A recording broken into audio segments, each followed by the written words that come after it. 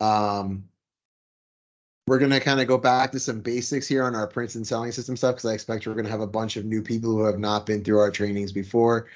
And really, this is an invitation to start to kind of talk about how we teach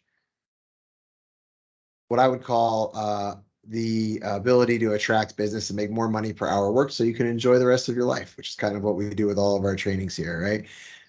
So I appreciate you guys coming. I'll give everybody another minute or two to hop in. But I appreciate everybody who's here getting here early.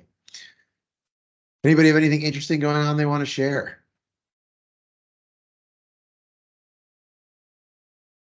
Everyone's like, no, I'm good. I'm good. Right.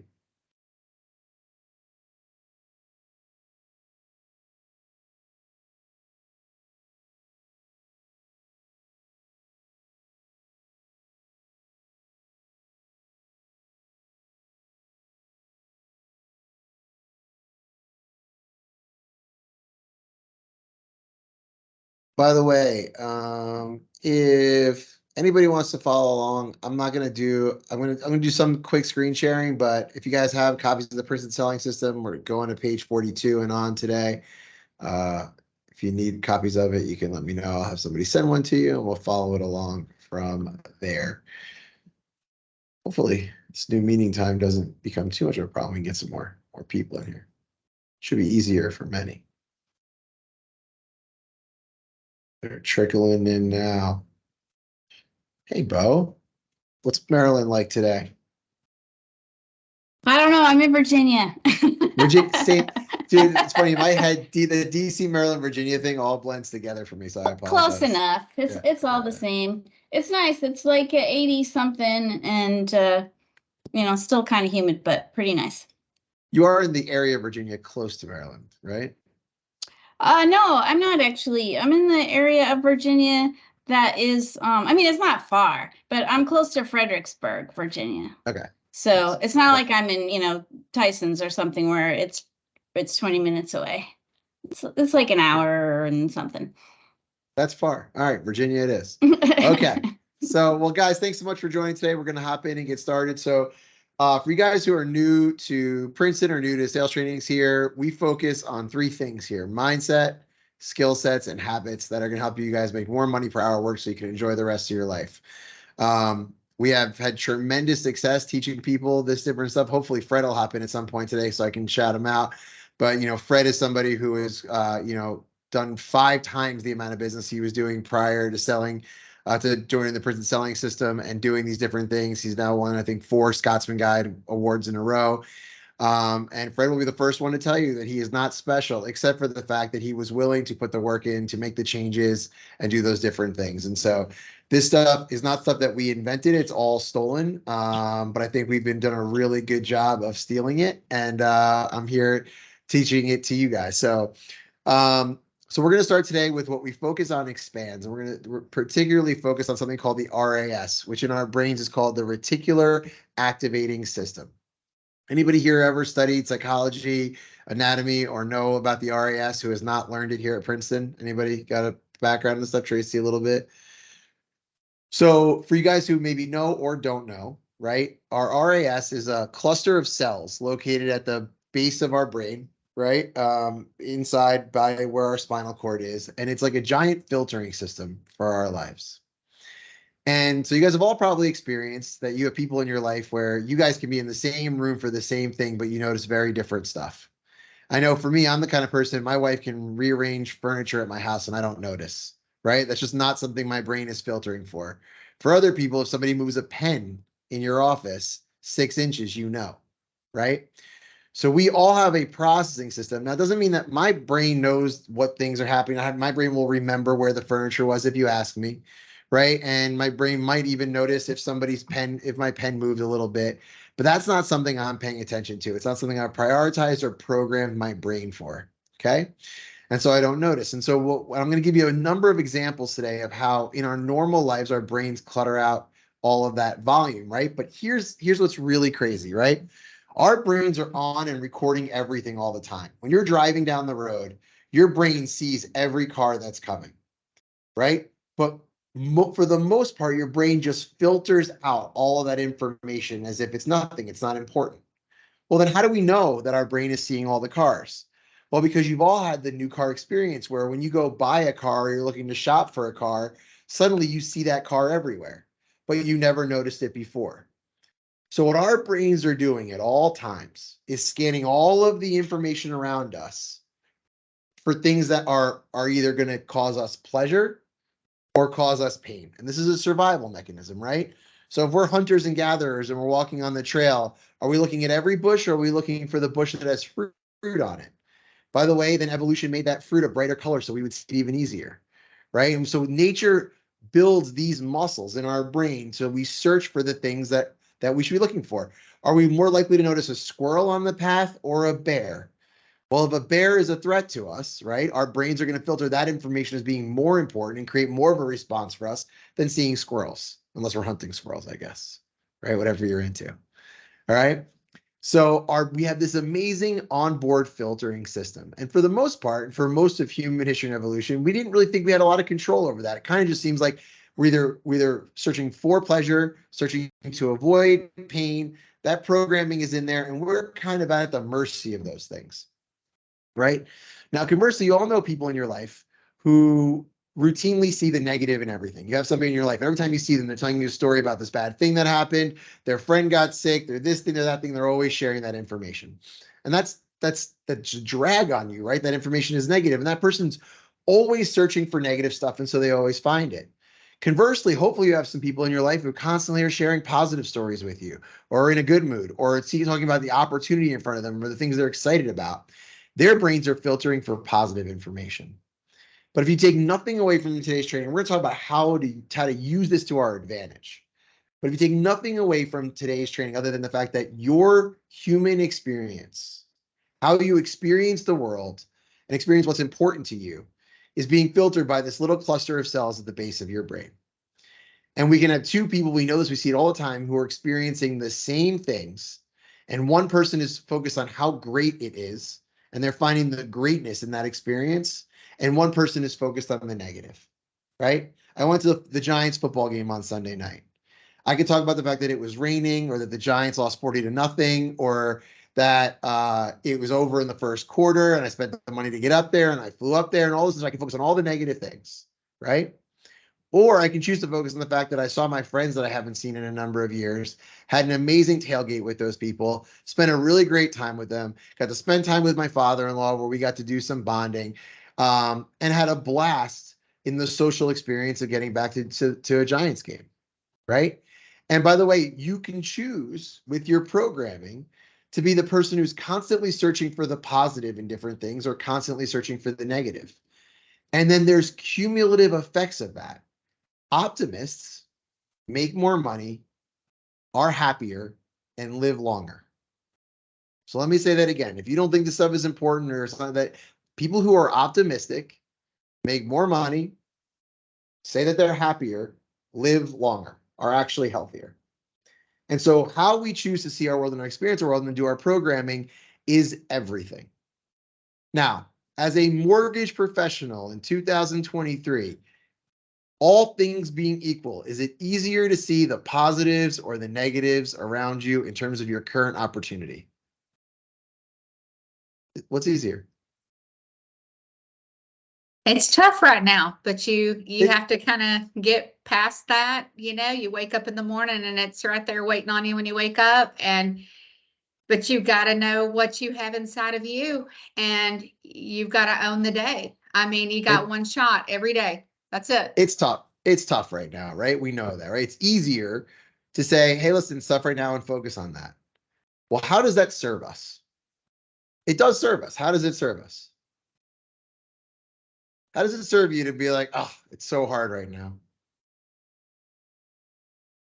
Because you feel like you have a reason to maybe not be selling loans or not meeting with realtors because you're already putting yourself down like, hey, this isn't going to work. People aren't buying houses. Yeah, it's a victim mindset, right? It's not my fault. It's not my fault I don't have any loans. It's not my fault. This is it because it's hard right now, right? And it serves us in that way. And that feels good in the moment, but it doesn't serve us towards our longer term goals. We're going to spend a ton of time here at the end of this year focused on goal setting for 2024, right? And all the science and power behind goal setting and doing that appropriately and figuring out where we want to go. It doesn't serve us in our medium or long term to go, it's so hard out there, but it serves us in the immediate. It lets us off the hook a little bit. It also changes our attitude about those things, makes it harder to do the activities that we would normally be optimistic about, and leads to less results. You guys are all probably aware of people in your life who seem to be very successful and not working that hard. And the power of this is that when you program your brain to constantly seek opportunity, to seek advantage, to seek the easiness of things, you find things that other people are missing. The best way I can explain this to you is to say, we are both surrounded by bad and good all the time. We are both surrounded by opportunity and threats all of the time. So certain people are walking down the street seeing only the opportunities, and certain people are walking down the street seeing only the threats. And that is determining not only their experience in the world, but the outcomes towards whether or not they're actually going to be successful or not. And so in this moment, it's more important than ever to do this stuff. Now, you don't take my word for it. Here are some of the best books that people recommend for business that reference this stuff.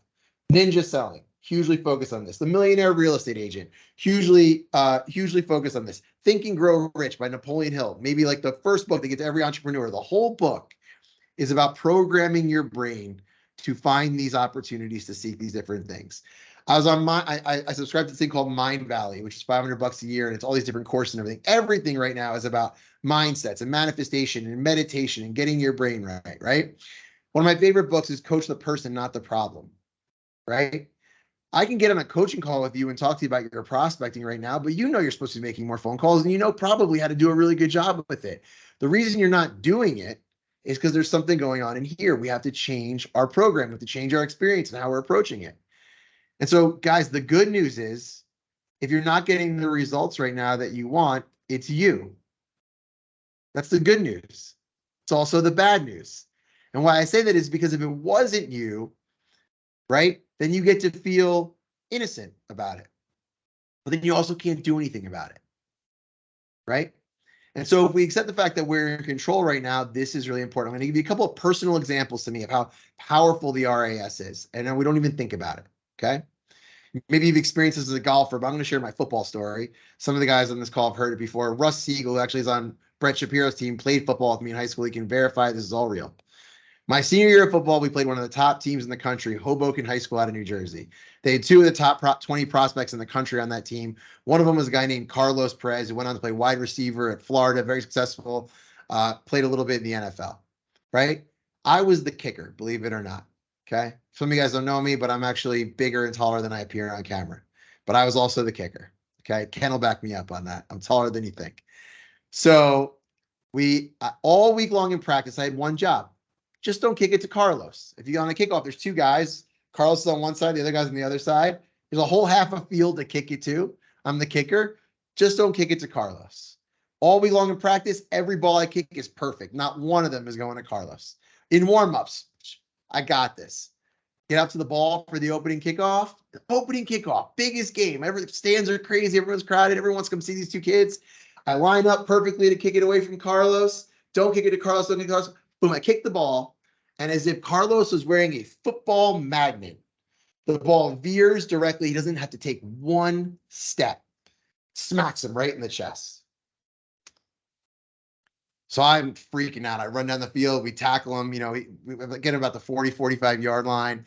I'm running off the field, and my head coach is looking at me like, what the F is wrong with you? Like he's beside himself.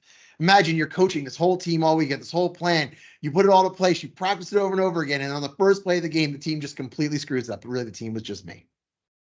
And I walk off and I go, I have no idea. I have no idea. One of the worst, I was the most alone I've ever felt in my life. Right? Well, our RAS doesn't distinguish between positive or negative when we're programming our brain. It just focuses on whatever we put there. So my brain didn't hear, don't kick it to Carlos. All my brain heard was Carlos, Carlos, Carlos, Carlos, Carlos, Carlos, Carlos. So I kick the ball. Where does it go? To Carlos. If you've ever been golfing and you say, don't get it in the bunker, don't get it in the bunker, don't get it in the bunker, what happens? Like a magnet, that ball ends up in the bunker, right?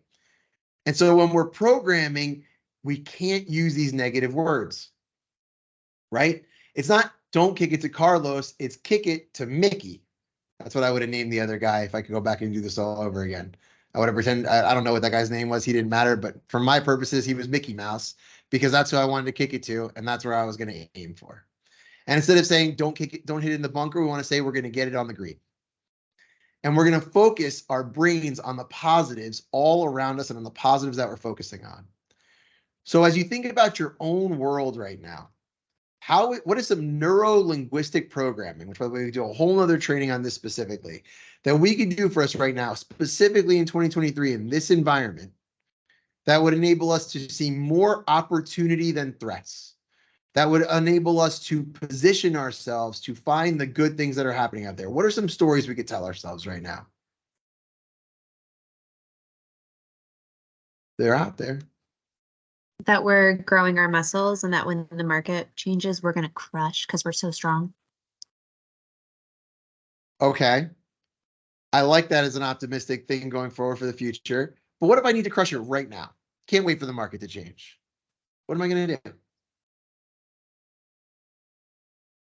Let me tell you some stories. We'll see. You tell me if this is a positive story or a Mark, negative story. I can tell you what I tell myself, which is that I was like the last lender standing in Loudoun County back in the mid 2000s in the real estate crisis.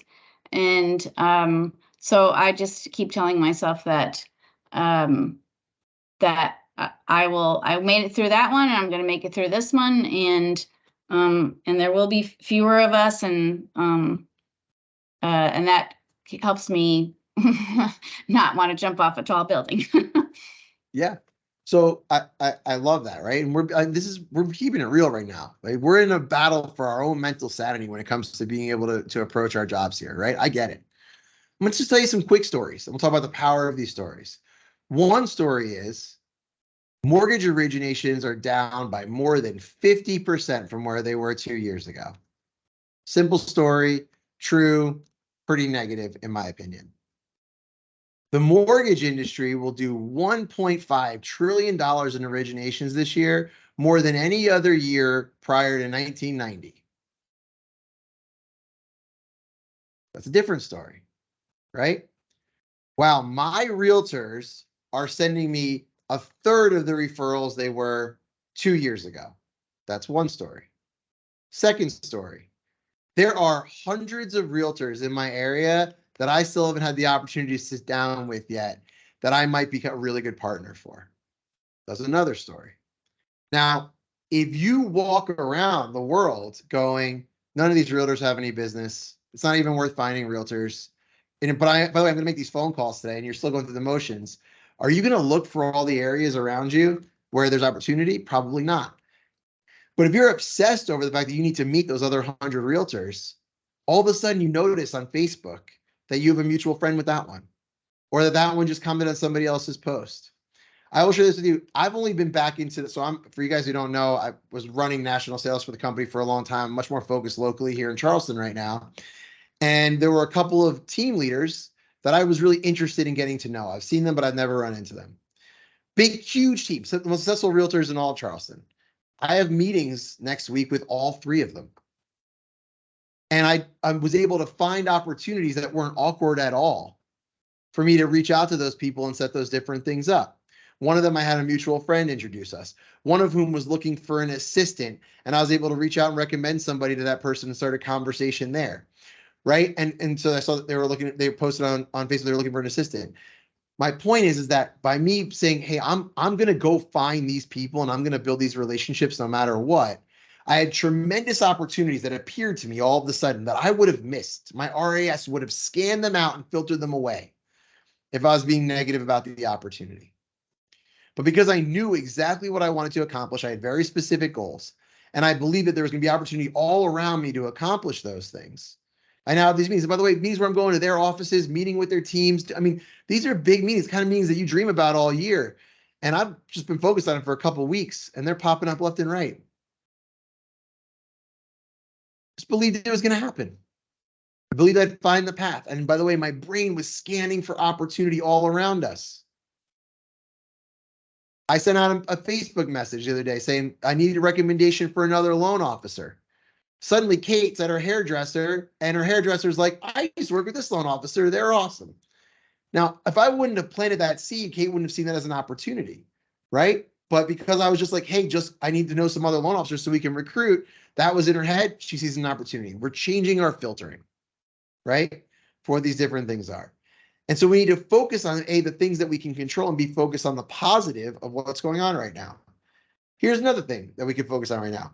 Rates are probably not going to have much room to go up from here, right? And we're still seeing demand for home purchases, right? Maybe if they do keep going up from here, we'll see. We saw the inflation numbers come out today. You think that would have caused market rates to go up? It actually kept them the same because they're expecting that information is going to be negative for the economy overall. And we can talk about that at a different time as well. By the way, this is also a time where people are afraid. Your realtors are afraid, right? They don't know what's going to happen and they don't know where the next deal is coming from. Where's the opportunity there? Well, I get to be seen as a trusted advisor and educator, right? I'm going to go out there and share the information, let people know what's going on. And yes, Bo's right. A lot of people aren't going to make it through this. By you constantly affirming for everybody that you're in it for the long haul in the fight, you're bringing confidence and calm to the chaos. I hope you guys are doing your realtor videos right now. I posted my first one yesterday. I got at least 5 more that are coming out to do it. That is your affirmation to the world that you are in this for the long haul and that you are supporting realtor partners, and you're putting that into the atmosphere right there. And you're programming those realtors to think of you when they have a question or they want realtor support on the RIS. So I'm going to give you one more example that I think is really amazing. So I went to college with a guy. I'm going to tell you a little story. Call him Jason for the purposes of this story. He was reckless in college. His freshman year, he's a couple years younger than me. I knew him through rugby and our friend group.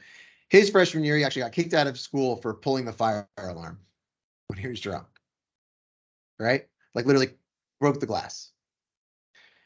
Worked his way back into school, was a biochem major, wanted to go into some kind of pharmaceutical stuff, whatever. Graduates by the skin of his teeth, plays rugby, has a good time, gets out, working in a lab, making $70,000 a year. I'm doing the mortgage thing. When he called me, he's like, hey, man, I think I'm going to go sell insurance. I'm going to quit my job and go sell insurance. I was like, you sure, man? I was like, I did insurance for a year at school. It's really hard. He's like, yeah, I think I got it. He goes out there, and about a year into it, he's crushing it. And I had the opportunity to go see him, and I did it. I drove around in the car with him, right? And every 2 seconds, he's on his cell phone dialing a phone number. I'm like, yo, man, who are you calling? He's like, the phone number on that truck right there. I'm like, why? He's like, well, that guy might need insurance. I'm like, what do you mean? He's like, yeah, every time I see a phone number, I just call it and I call and see if they have any insurance needs. And I'm like, seriously? He's like, 50% of my business this year came from just dialing the phone numbers that I see while I'm driving around. Jason makes millions of dollars a year now selling insurance. He buys his investment properties cash. I can't even be his mortgage guy anymore. It's raining money from the sky wherever this guy goes. He saw opportunity in the truck that drove by. Just because it had a phone number. That was all. His RIS was so zoned in to opportunity that every phone number that drove by to him was a calling for him to be able to accomplish his goals. This is a guy who got kicked out of school for pulling the fire alarm. No one ever would accuse this guy of being the most likely to be successful at anything. I should have known he was a really good rugby player all over the place. Did get a lot of yellow cards, though. He's a reckless guy. Super focused, super positive in the programming of his brain and finding that opportunity. Where are you right now shutting off opportunity? When you see a realtor, are you thinking, hey, that person already has a loan officer? Oh my God, talk about programming your RIS for the wrong stuff. Look at me, I almost cursed right there, but I'm programming my RIS. Nicole's been yelling at me about my cursing. So are you having that story for yourself? Are you telling yourself, oh, that realtor probably doesn't have any business right now? Me and that realtor probably won't get along?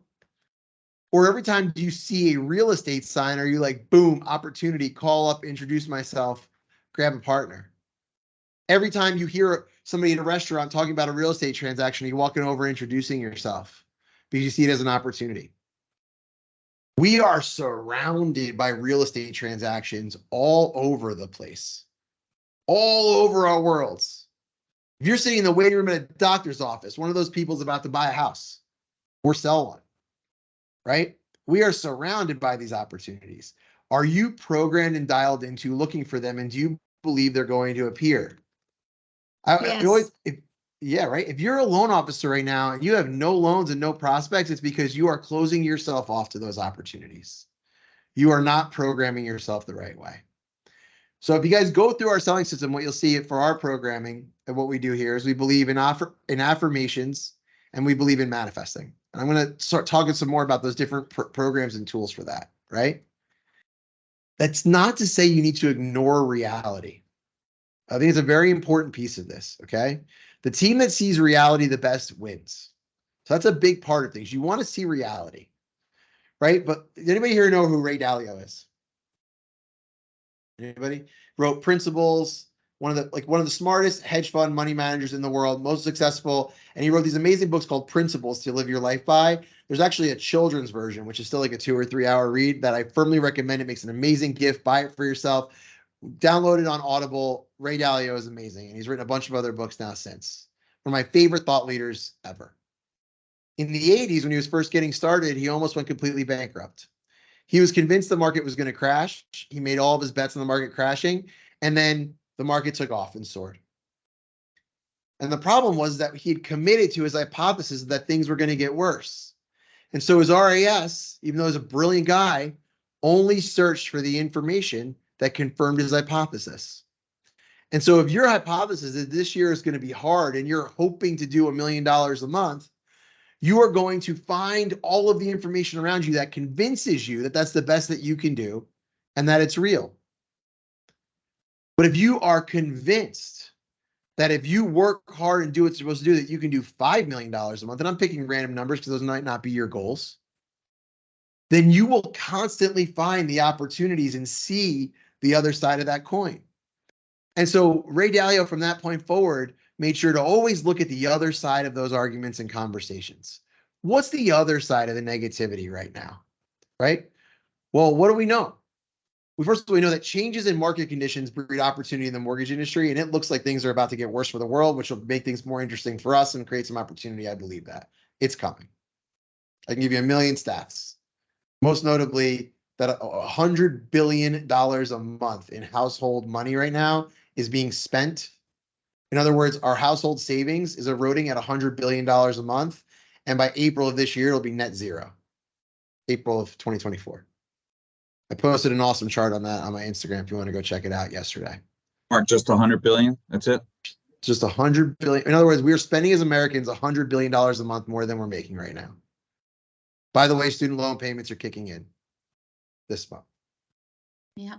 Now, does that mean things are going to get really bad? No, everything can change. We can have another COVID. Somebody can drop a nuclear bomb. I have no idea. I don't make predictions.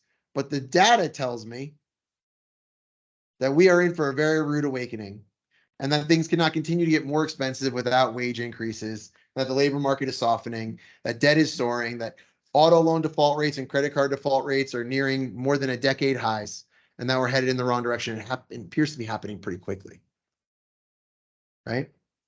But I constantly search for the other side of that information. I want to make sure I'm not confirming my own biases. Because, by the way, I want to believe rates are going to get better. Economy's bad, rates get better, we make more money, it's going to get easier. Constantly looking for the other side. Can you find those positives? Are they there? You want to be doing the same thing in your approach to your business. So now that I've said this, I'd love to hear some people volunteer.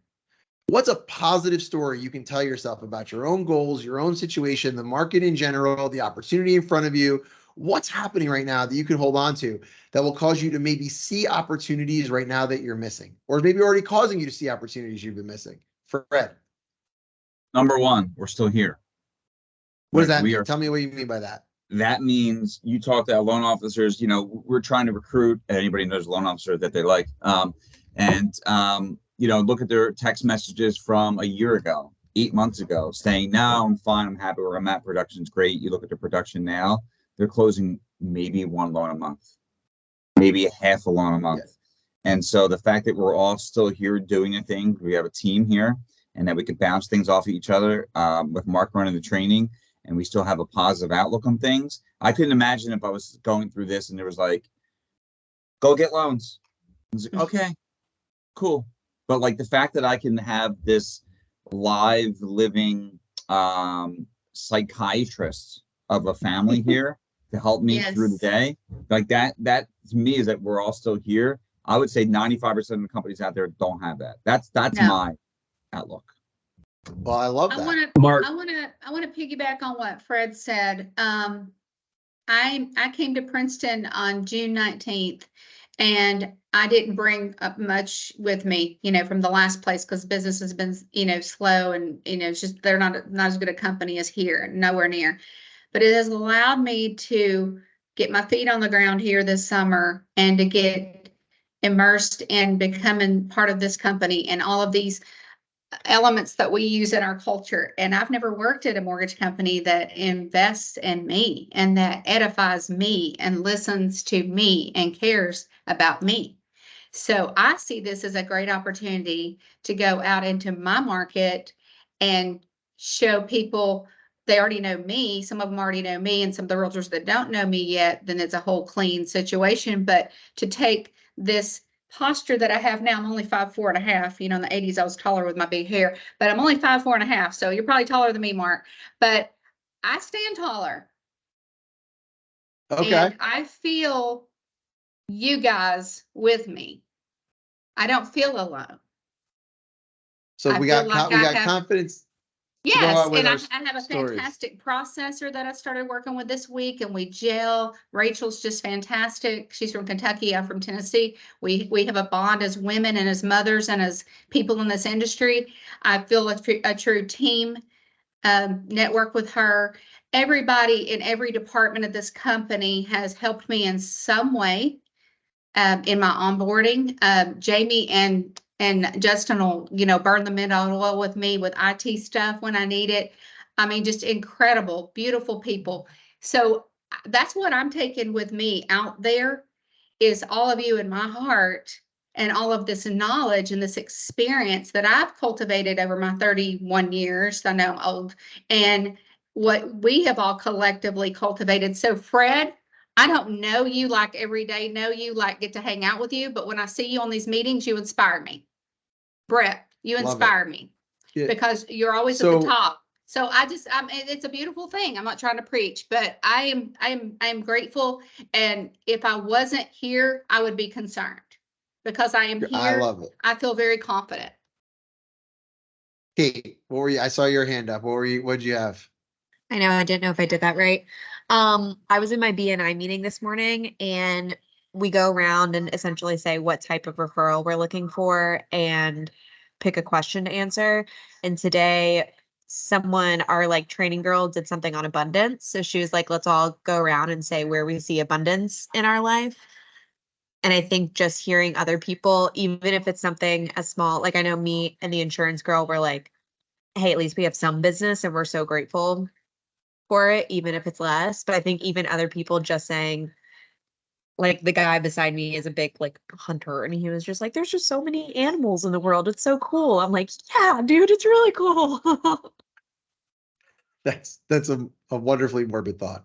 No, I love that. Listen, guys, yes, there's abundance around us. Brandon, what were you gonna add? What are some stories that we should tell ourselves to make ourselves feel fired up about the opportunity? Yes, for me, just one simple thing is, I feel like it's easy to get kind of caught up in, hey, we just got to make it through this. There's opportunity on the other side. We just got to hang on. But there's also people right now that are still crushing it. So, for me, sometimes I look at some of these people I see doing 10, 20, 30, 40, 50 loans a month. I'm like, hey, what are they doing that I'm not doing to still put up those kind of numbers right now? What do you think they're doing?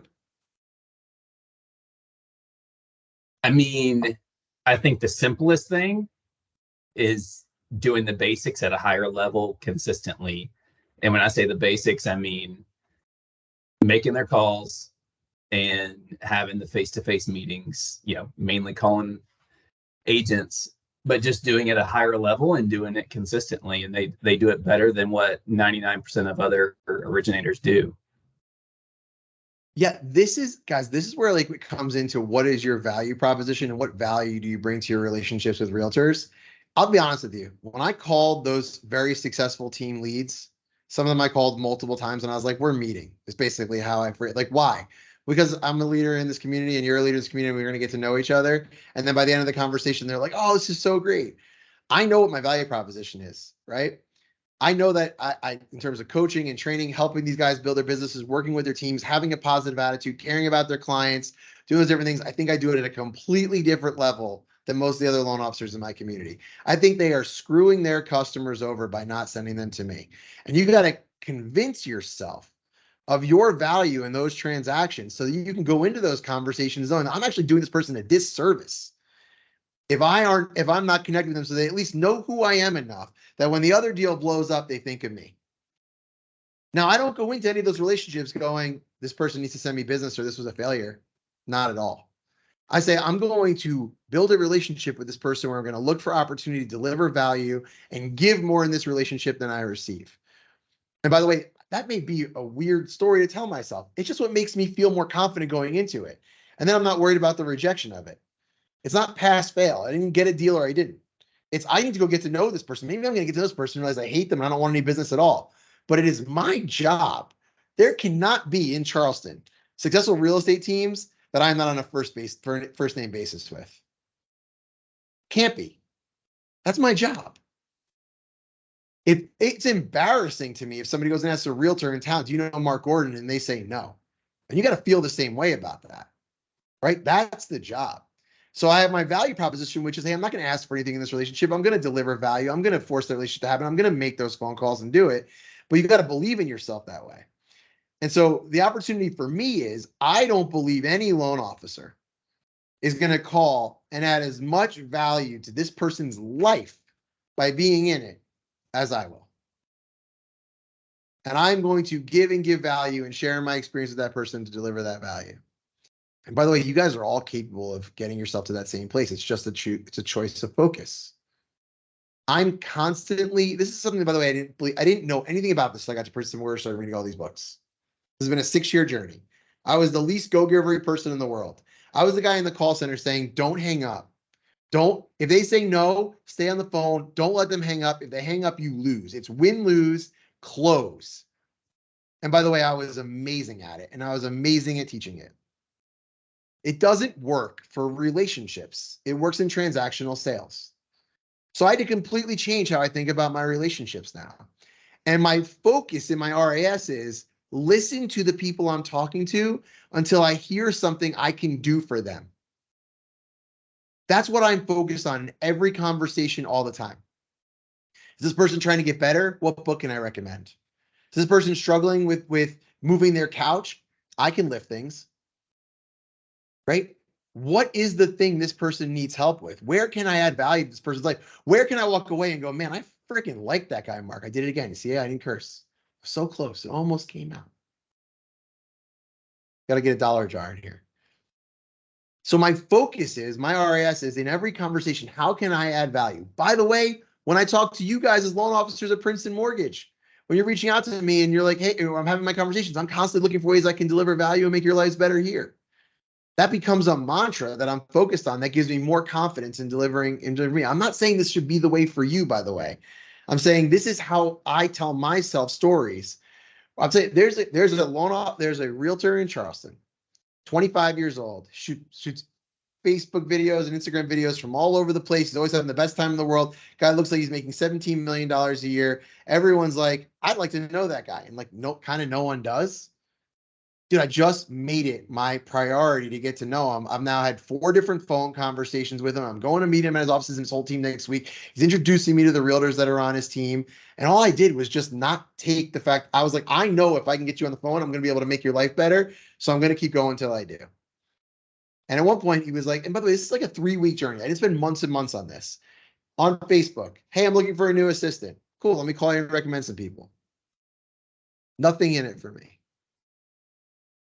Right? And so, but what's in it for me is I'm going to prioritize that person at a minimum. I know Mark Gordon. I like that guy. He did this for me. He added value to me. Well, imagine if every team lead and realtor in your area felt that way about you. Do you think the business would come in? Do you think there'd be opportunity coming your way? I do. So that's what I'm focused on right now is, man, I spent the last 6 years, 5.5 years teaching this stuff, reading all the books. And so my RAS is focused on where is my opportunity to share this information so that I can build a reputation as the go-to person that helps realtors build their business. The real reason I got invited into that other company is they run their real estate company. They do power hours every day from 9 to 11, and they want help in running those to be more effective. I taught phone sales for a really long time. So I got invited to come in and help them meet with their team, right? That's my value prop, right? If you're Olivia, your value prop is social media. You can teach people how to go do their Instagram, right? What's yours? What are the skills that you can focus on to deliver that value? That opportunity to deliver those things is everywhere. There's opportunity all around us for this stuff. Okay. So I hope I started off a little slow this. I want to teach you guys some theory. First of all, how we program our brain directly correlates to the quality of our life. Accept that. I don't say a lot of things with certainty. The thoughts you have in your brain, and by the way, this is a process. You can't like today start programming yourself and then it's like magic. It's you got to work on this every day. Every day, positive affirmations. Every day, focus on what you're grateful for. How many of you guys did gratitudes already before this meeting at 11 o'clock? If you didn't, you should. It changes the chemistry in your brain. It helps you see the opportunities. You guys all have stuff to be grateful for, and you all have stuff to be pissed off about. Anybody on this call be like, I have nothing to be angry about in my life. It's perfect. 100% no, man. You all got some real hard stuff going on right now. I don't know any, some of you guys have never even met before. I know you have some stuff you're struggling with. Probably just changed jobs. That's pretty hard. I don't even know how to use Encompass maybe, or at least our version, right? It's hard, right? How we program our brain is direct experience. And so as your time at Princeton, what the thing I want to do for you most is program your brain to help you behave in a way that's going to lead to the outcomes you want in the life that you want. Right? A lot of times people confuse not getting the stuff done with laziness. To me, that's a lazy explanation. If you see somebody not doing the stuff and you're like, ah, they're just lazy, to me, that's a lazy explanation for that person. They're struggling with something. They're afraid of something. They don't believe in it a certain way. Their programming is off. If that's you right now, what is the information you're allowing into your brain to change those outcomes, to see that opportunity? Here's the reality. You guys can absolutely double your market share over the next 6 months. And if you do that, regardless of what happens in the market, you will be okay. How are you going to do that? What are the opportunities you're seeking? And by the way, if you're kind of floating right now and you're like, hey man, I don't know what my value proposition is. I don't know who I should be targeting for my realtors. I don't really know what my goals are. If you're flying blind and lost, man, I'm sure that's very uncomfortable right now. I'm sure you wake up with a little bit of anxiety every day, or you're just planning for yourself, not even to make the prospecting phone calls. For me, I got to be real zoned in on my why before I start just subjecting myself to rejection. Right? So for you guys right now, what is the story you're telling yourself that's holding you back from those things? And how can you program your RAS? Again, we'll get into our morning routine training here over the next couple of weeks as well. What is your morning routine? Are you preparing yourself for success every single day? Are you preparing yourself to go to war and do the things that other people are not ready to do? I know I won't use war analogies. That's just how kind of, think of it as a giant wrestling match, right? Man, anybody here ever wrestle in high school or college? Anybody? There's a lot of anxiety before you get on a mat in front of everybody else. Olivia wrestled. There you go. It's alone. You're alone out there. And when you lose, it hurts.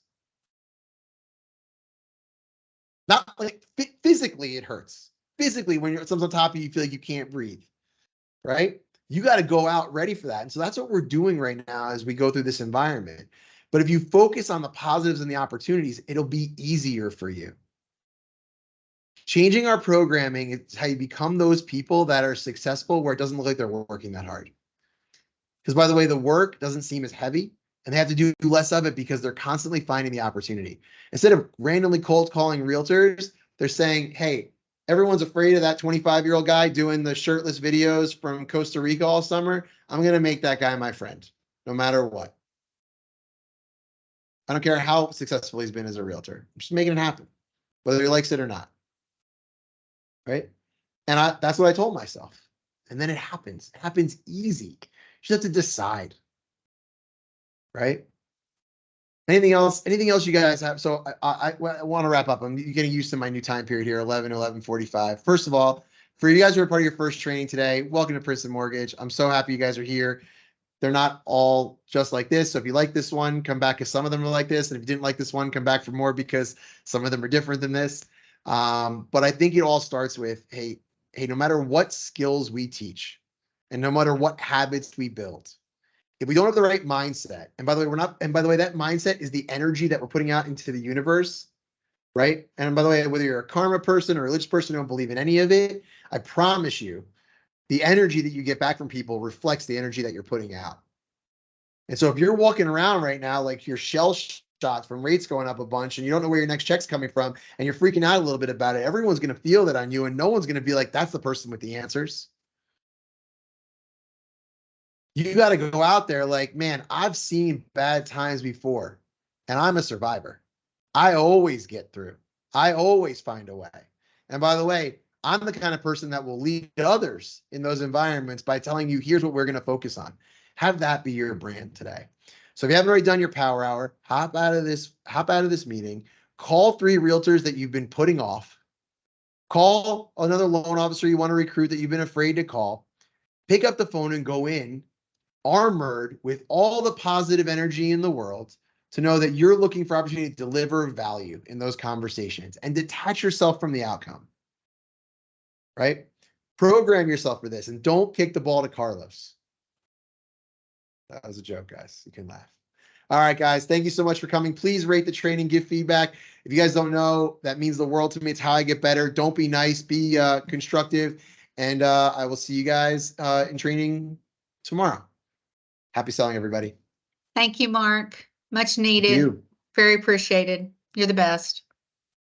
Thank you.